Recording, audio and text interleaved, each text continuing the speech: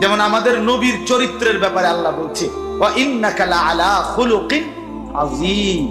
বন্ধু, আপনার জিন্দেগি, আপনার আখলাক, আপনার চরিত্র এটা আযীম, কুল কিনারা।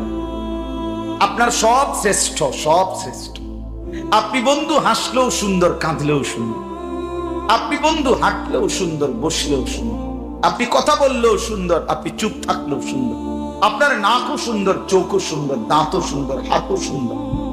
হোসনে ইউসুফ দমে ঈসা ইয়াদে বাইদাদান আঁচে খুবা হামা দারান তুত্তান মাদা।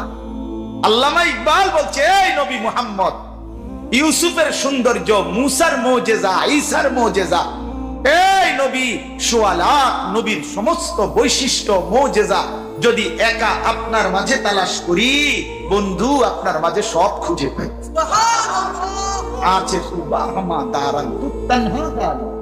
আপনি একাই সব।